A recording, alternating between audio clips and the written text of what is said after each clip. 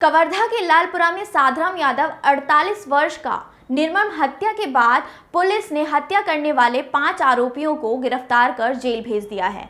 वहीं घटना के दूसरे दिन आज छत्तीसगढ़ के डिप्टी सीएम व गृह मंत्री विजय शर्मा मृतक के परिवार से मिलने उनके घर पहुंचे।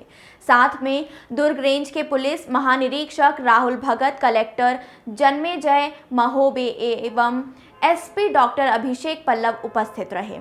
इस दौरान मृतक के रोते बिलखते परिवार को देख डिप्टी सीएम भावुक हो गए और कहा वे साधराम को व्यक्तिगत रूप से जानते थे, बहुत सीधे थे, लेकिन किस षड्यंत्र के तहत उसकी हत्या की गई इसकी जांच की जाएगी। परिवार के लोगों को डरने की जरूरत नहीं है, हर संभव मदद की जाएगी। वहीं गृह मंत्री विजय शर्मा ने पीड़ित परिवार को मुख्यमंत्री की ओर से 5 लाख रुपए आर्थिक सहयोग के रूप में चेक दिए। मृतक साधराम के परिवार से मिलने पहुंचे गृह मंत्री विजय शर्मा ने सर्व यादव समाज के लोगों से मिले, जहां समाज प्रमुखों ने एक बैठक रखा था, जिन्होंने गृह मंत्री से मांग किया मृतक के परिवार के एक सदस्य को सरकारी नौकरी, आर्थिक सहायता और आरोपियों को सख्त सजा दिलाने की मांग की। इस पर गृह मंत्री विजय शर्मा ने साधराम के हत्यारों के ऊपर कठोर कार्रवाई करने व परिवार को न्याय दिलाने की बात कही। Bureau report.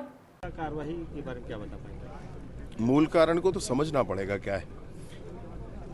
माताओं बहनों को, पूरे परिवार को बहुत दुख है, स्वाभाविक है। और साधराम जी को तो मैं भी जानता था, मतलब वो बहुत सीधे साधे इंसान है, कहीं से किसी से कोई विवाद का मसला नहीं है। गौशाला में काम करते थे और यहाँ अभी सब लोग बता रहे हैं कि जब गांव वाले, उनके परिवार वाले जेल में गए थे तो जो अभियुक्त हैं वो लोग हंस रहे थे जोर जोर से। तो ये अभी अजीब कुत्सित मानसिकता है, मतलब मुझे समझ में नहीं आ रही बात कि क्या हुआ है, क्या कारण है, क्या सोच है उस बात के पीछे, क्यों ऐसा हो रहा है। सब लोगों ने बताया है, तो कानून के आधार पर जल्द और कठोर कार्यवाही हो, इसकी कोशिश करें। पुलिस राम मंदिर का प्राण प्रतिष्ठा है और इसके पहले बड़ी घटना हुई है, इसको लेकर के कैसे देखते हैं? हाँ, मतलब आज खुद ही मैं कवर्धा में यही सोच कर आया था कि अनेक कार्यक्रम हैं, सब जगह पूरे हर्षोल्लास के साथ जाना है, परंतु जो कुछ हुआ है, जाने क्या है विषय, षड्यंत्र है क्या है, इसकी पूरी जांच की जाएगी और निसंदेह कठोर कार्यवाही इस पर हो। परिवार से मुलाकात हुई है, परिवार की क्या मांगे आई हैं और देखिए, इस विषय पे क्या मुआवजा कोई कर सकता है। 5 लाख रुपए का चेक मैंने उनको दिया है, माननीय मुख्यमंत्री जी ने भेजा है उसको, वो एक अलग मसला है। परिवार में चूंकि अब वो कमाने वाले थे, वो नहीं रह जाएंगे, तो कोई और हाथ को काम मिल जाए, इसकी पूरी कोशिश कर रहे हैं, वो हो भी जाएगा। मसला वो नहीं है, मसला तो न्याय का है।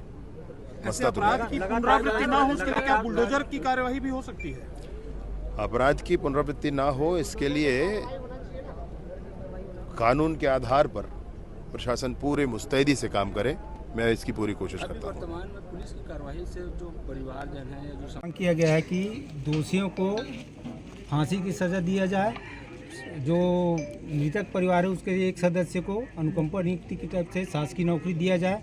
दूसरा, आर्थिक रूप से वो लोग बिल्कुल कमजोर है तो उनको आर्थिक सहयोग भी दिया जाए। क्या आश्वासन मिला है फिर डिप्टी सीएम के द्वारा पूरी तरह आश्वस्त किया गया है कि आप लोग को कोई डरने वरने की जरूरत नहीं है, हम आपकी मांग को यथासंभव हल करेंगे। अभी तात्कालिक रूप से भी कुछ सहयोग मिला है क्या? तात्कालिक रूप से 5 लाख दिया गया है ना, और आगे भी करेंगे बोले सहयोग। मांग पूरी नहीं होगी तो